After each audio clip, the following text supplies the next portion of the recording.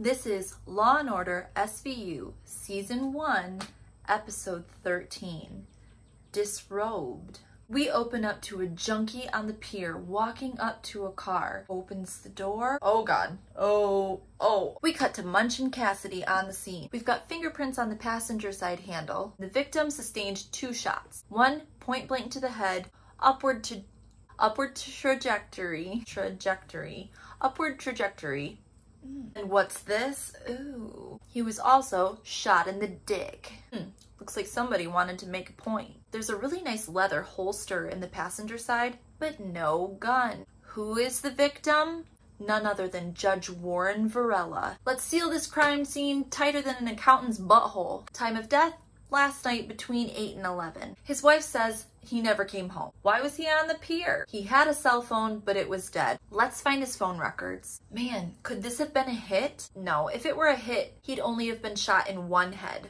Maybe it was one of the sex offenders that he put away. We do find out that the Vic owned a 9mm. Cragen's getting pressed on every side. He says, okay, people, our ass is flapping in the wind on this one. Media wants him to make a statement because it's a judge. Jeffries brings up this safe house for women. He made that happen. All signs point to this judge was one of the good guys. He was like them, tough on sex offenders. Benson and Stabler, check out his office. Munch and Cassidy, go check out the parolees. Then Cassidy tries to have this weird moment with Benson and she's like, no, we're not doing this here. We jump to the chambers of Judge Varela. Benson and Stabler are talking to this blonde office manager. She says, I would still be flipping burgers if it wasn't for him. We're at the medical examiner. Stabler wants to know, hey, what was shot first, his head or his genitals? Tremendous loss of blood. Happened a minute, maybe 2 minutes before the other shot. Also, here's something interesting. This dude ejaculated a couple minutes before this happened. Ugh. Anything else? We're sending the saliva off to be tested for DNA and wax and red dye number 21, which is cherry glow lipstick. Benson and Stabler are talking to the victim's wife. She's this little old lady. She gets all huffy when they suggest that maybe he wasn't satisfied at home, which it's not her fault. If my husband had a girlfriend, I would be the last to know. But Benson doesn't buy it. Why would she lie? Maybe it's his pension. If a public official commits a felony, they lose their pension. Therefore, she would lose his death benefits. All right, who's next on the list? We're gonna go talk to Emily Waterbury, who is the deputy director of the Women's Action Committee. I can't talk tonight. Hey, how well did you know this judge? Not super well. We were like acquaintances. We all deeply respected him. He is a champion for women. Where have I heard that before? Why don't you go check out all the wife beaters and rapists that Judge put away? Speaking of the dudes that Judge Varela put away, Munch and Cassidy are checking out their most recent parolees. And while they're digging, they're having another weird interaction. I'm not sure, but I think that Cassidy is saying without saying that he and Benson are getting it on again. But we'll see. Anyway, here's a file that says D. Melendez threatened the judge and is now on parole. Let's go talk to him. So they go to his apartment, and this scene is just traumatic. Hi, oh my goodness. Dude's poor baby mama answers the door, and before she can say anything, he's calling her a bitch and slapping her and throwing her across the room. They take him away and leave this poor crying woman hugging her child. Holy fucking trauma, Batman. D. Melendez is actually Delfino. He's obviously straight up garbage, but they get his alibi. You want to guess what it is? You'll never guess what it is. It's parenting classes. Okay, here's another question for you. Why the fuck were you paroled? You yeah, you threatened the judge during your parole hearing. 3 days later, you were out. He says, yeah, ask my accountant. But he's not being funny. It costs him over $2 grand. What does that mean? It was a bribe. But why should we believe him? He sucks big time. Ooh, we got the phone records in, and guess what? The last phone call he made was to Emily Waterbury. I thought she said they were just acquaintances. I do not call acquaintances on the phone. I don't even call my friends on the phone. They're at City Hall hunting her down, trying to see why she would lie to them. She tries to play it cool, but guess what, Emily? We looked into the records of your boyfriends and found something interesting about your past. Hooking, drug dealing. I was young. So the judge expunged your records and gave you a new start. What was in it for him? Was it sex? Was it favors? Was it sexual favors? He says it was all politics. And I don't know what she means, because she clarifies by saying politics is picking up a phone and getting a guy who's really been rehabilitated out of prison to get them back with their family, to get them off of welfare. Is that a crime?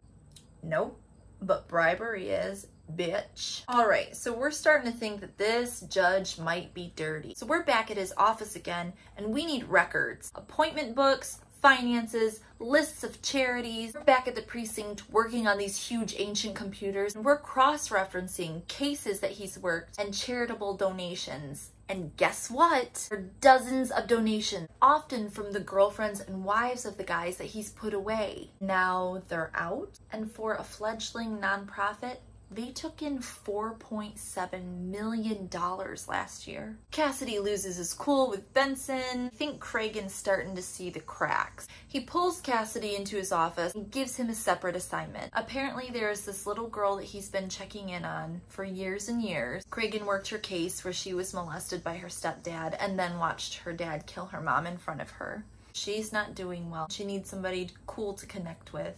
More on that later. Okay, Emily Waterbury, we have more questions for you. Okay, fine. Yes, the judge was taking bribes. And guess what was in it for the judge? Yep, it was sex with the wives and the girlfriends of the convicted felons. Still sure he's a champion of women, Cragen? We talked to one of these women. He says, yeah, he made me go down on him when I was pregnant. Why didn't you tell somebody? Yeah, because I am a black woman and he is a white judge. That sounds like it would go really well. Munch and Cassidy head back to the pier. And guess what? They do find somebody. The junkie from the opening sequence. She heard pops and she saw some woman in a blue uniform running away. She does a much better junkie than I do. Cassidy is so kind and warm with her, and of course Munch is a giant dick about it. Back at the precinct, we're finding out more and more. The most recent parole dude in question is a dude by the name of Roger Silver. They find out from a source that the parole board has 3 members. 2 of the 3 are dirty. Let's go talk to the third. She basically says that it's her choice to not know what's going on. All right, let's figure out more about this guy, Roger Silver. His wife, Gina Silver, she is a flight attendant.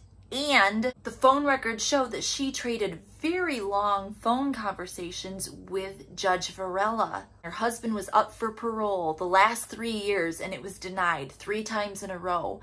And now he's getting out in 2 weeks. Stabler says, you can't tell me that after he nearly killed her, she still loves him. Benson says, I don't understand it, but it happens all the time. We're knocking on the door of the apartment of Gina Silver. I shit you not, she opens the door, full flight attendant uniform. Her daughter is right there. Can we go talk privately? We got a car waiting for you. Before she leaves, she goes to tell her daughter, I'll be right back, sweetie. Her daughter is all, is it Dad? Is it Dad? No. It's me.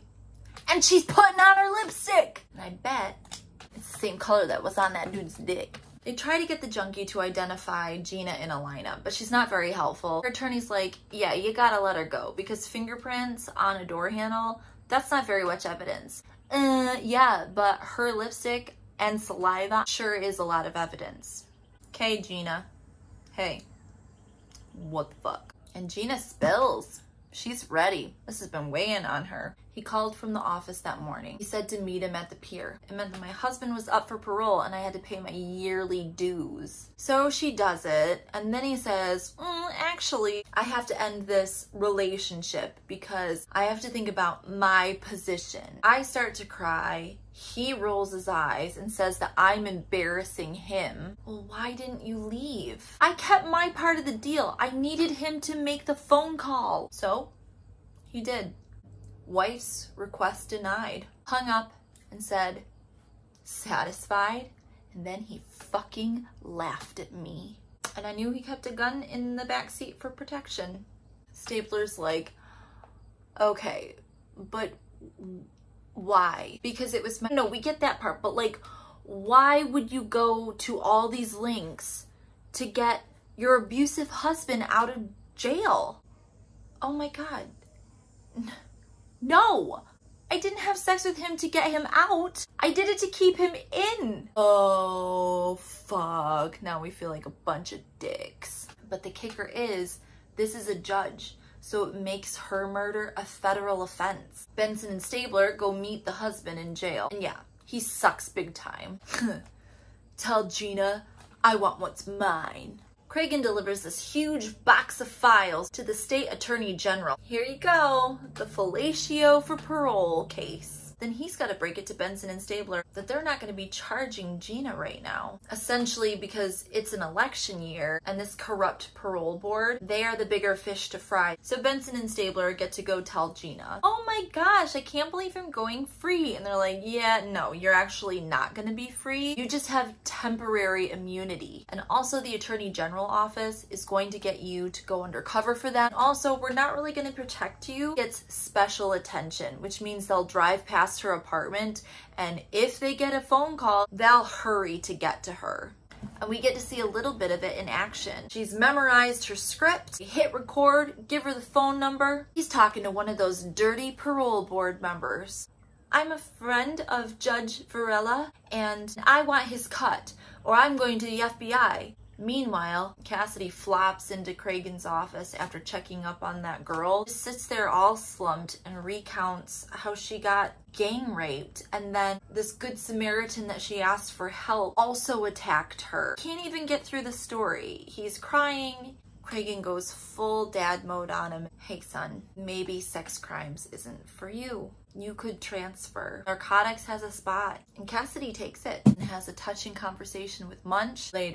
Later, man hug, and Cassidy is gone. It's a little sad. Who am I gonna shit on now during these episodes? Cragen gets a phone call. 33 special attention. Her husband's got her. Fuck. They get to Gina's apartment, pissed about some dirty laundry, so he dragged her down to the laundry room. They've got hostage negotiations on the way, but I wouldn't wait if I were you. Stabler and Benson run in, peeking around the door. There he is. He's got one boot on her chest, and he's pointing the gun right at her head. He sees Stabler outside the door. Whoa, whoa, whoa. Hey, that's nice and easy. Defusing the situation, and Benson is focused and ready. She sees his trigger finger twitch and slightly raise towards Stabler. Boom! Gina gets away as Stabler checks for a pulse.